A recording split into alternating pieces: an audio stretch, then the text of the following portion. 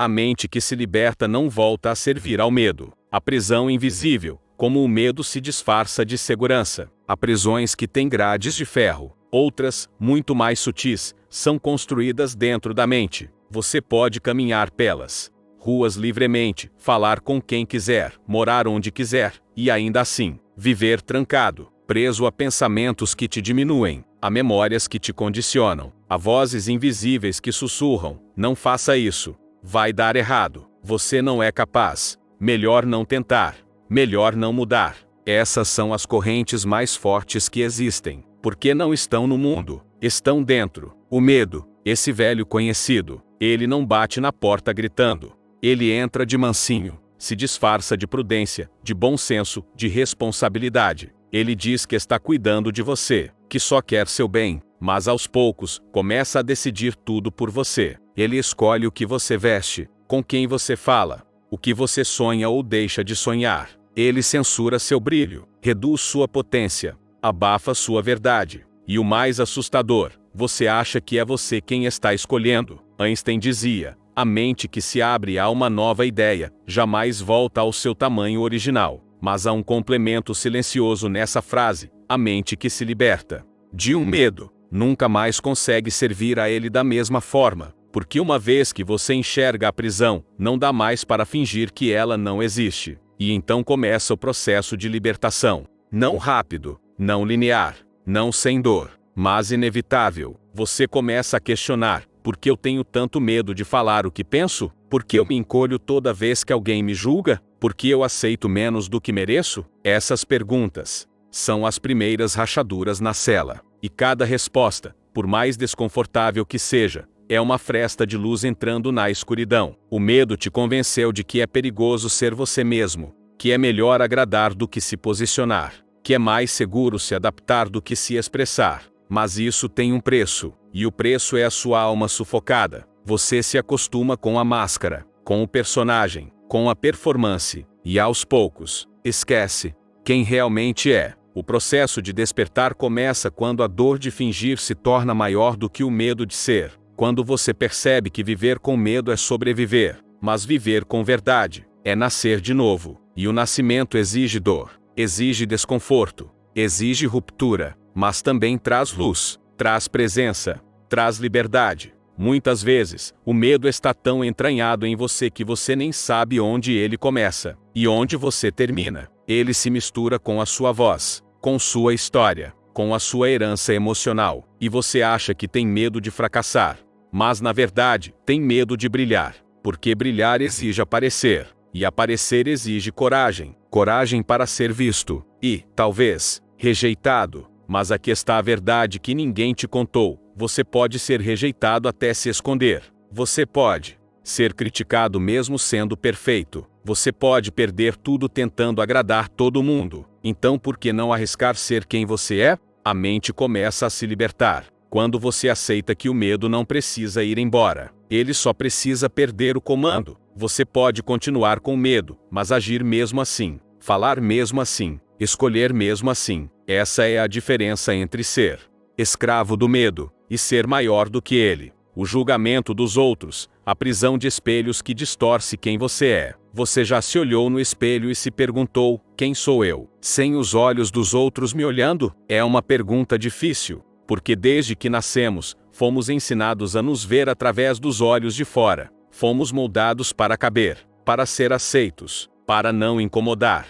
Fale mais baixo, não pense assim. Meninas não fazem isso. Homens de verdade não choram. Você está exagerando. Seja mais racional. Não cause. E a cada frase, uma parte da alma se curva, se adapta, se cala. O medo do julgamento dos outros é um dos mais poderosos encarceradores da mente humana. Não é só o medo de ser criticado, é o medo de ser excluído, de não ser amado, de ser descartado. Porque lá no fundo, todo ser humano carrega um desejo ancestral: pertencer. Mas o problema é quando você vende a sua verdade em troca da aceitação de quem nunca te enxergou de verdade. Einstein foi um homem que enfrentou o julgamento por suas ideias, por suas origens, por desafiar o estabelecido. Ele sabia que o pensamento livre tem um preço, e o preço é sair do aplauso fácil para entrar no caminho solitário da autenticidade. Mas ele também sabia que, mesmo sendo desconfortável, a liberdade de pensar é a única que não pode ser tirada à força.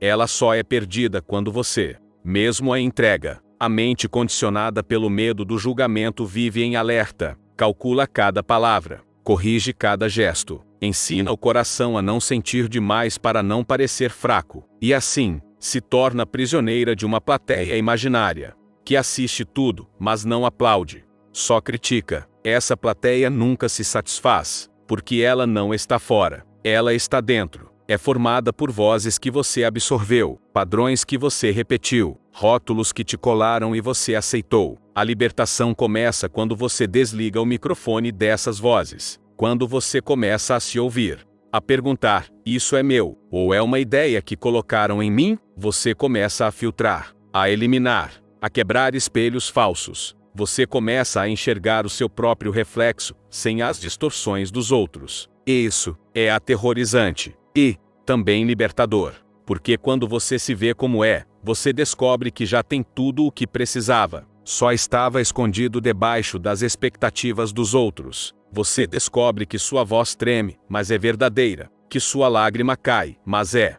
sincera, que sua luz incomoda, mas ilumina. E a partir desse ponto, você não consegue mais voltar para a prisão antiga. Libertar-se do julgamento não é se tornar insensível, é se tornar verdadeiro. É entender que você não pode controlar o que pensam, mas pode decidir o que carrega. Você não precisa mais vestir máscaras, nem pedir licença para existir, porque agora você entende: quem te ama de verdade, te ama sem edição. A autossabotagem, quando o medo se disfarça de você mesmo. Nem sempre o medo aparece gritando.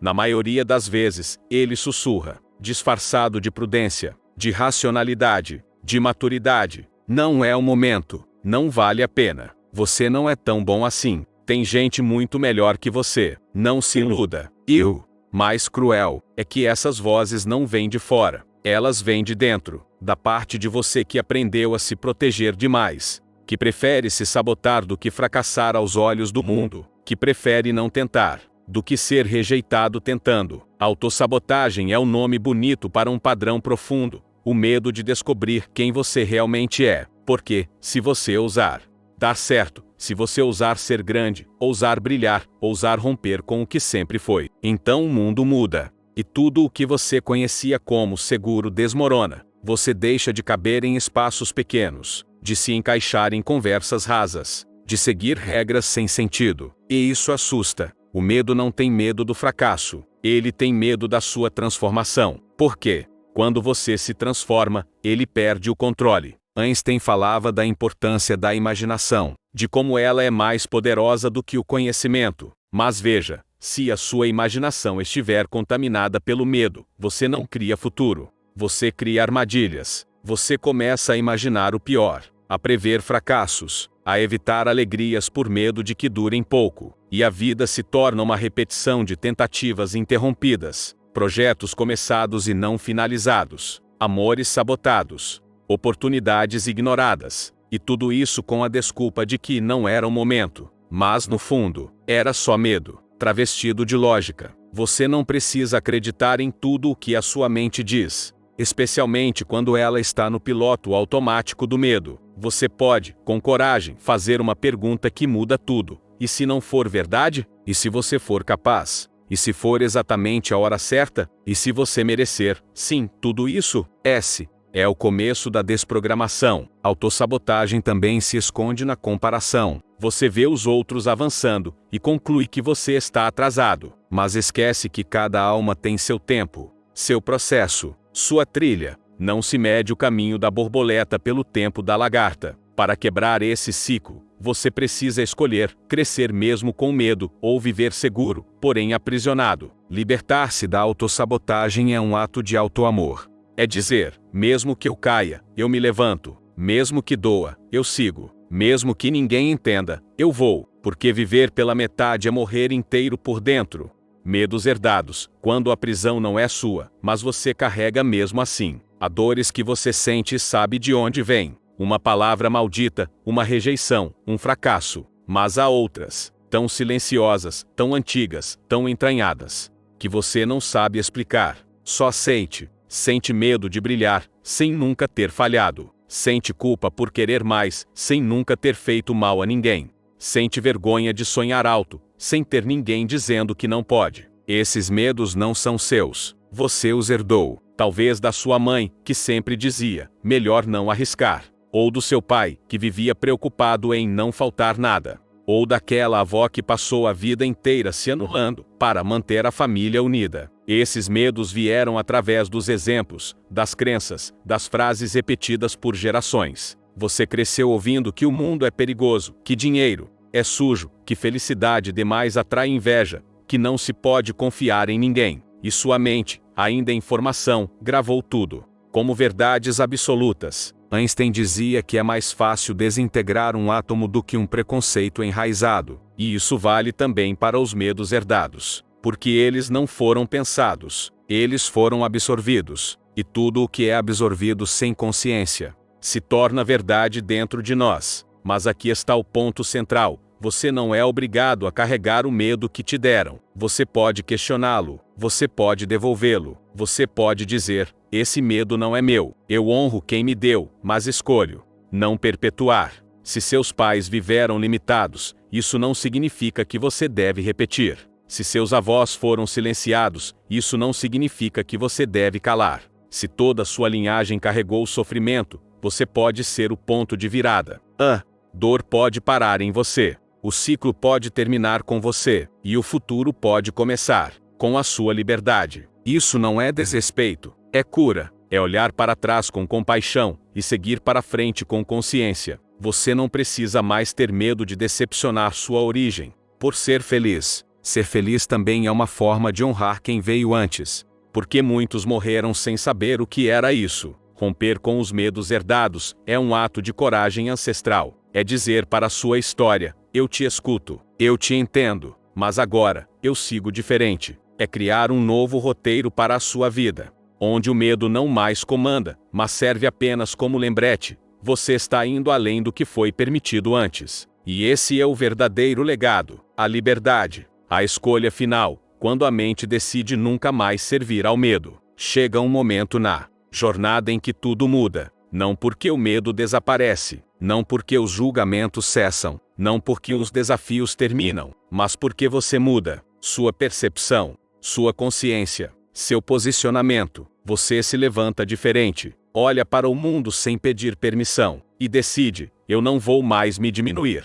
É um instante silencioso, mas dentro de você, um universo inteiro se reorganiza. A mente treinada para sobreviver começa, pela primeira vez, a viver. Você percebe que cada passo antes contido pode agora ser dado com firmeza, que a sua voz, antes abafada, agora ecoa com verdade, que os sonhos deixados de lado ainda te esperam, intactos. E, mais importante, você entende que o medo pode até andar ao seu lado, mas não dirige mais o seu caminho. Não se trata de se tornar imune, mas de se tornar inteiro, de reunir cada pedaço esquecido, cada parte rejeitada, cada emoção escondida, e integrá-las na sua nova identidade, livre, autêntica, desperta. Você olha para trás e vê todas as prisões, as vozes que o calaram, as máscaras que vestiu, as fugas que inventou, os amores que aceitou por medo da solidão. E entende: nada disso te define mais. Você não é mais a dor.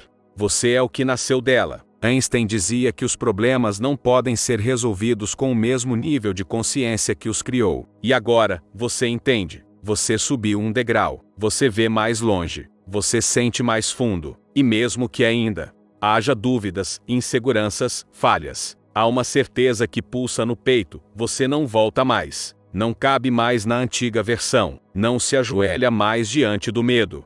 Não negocia mais sua luz. Essa é a verdadeira liberdade. Não há ausência de problemas, mas há ausência de submissão ao que te enfraquece. Você pode ter medo, mas agora, você é maior que ele. Você pode cair, mas agora, sabe como levantar. Você pode duvidar, mas agora, não abandona mais a sua essência. A mente que se liberta nunca mais volta a servir ao medo. Ela pode até ouvir o eco dele, mas não obedece mais. Ela trilha um novo caminho. o caminho de quem finalmente entendeu. Minha alma não veio para se esconder. Minha vida não foi feita para ser silenciada. Minha verdade não será mais envergonhada. Se você chegou até aqui, respire fundo e saiba, a chave está nas suas mãos. E a porta da prisão sempre esteve aberta.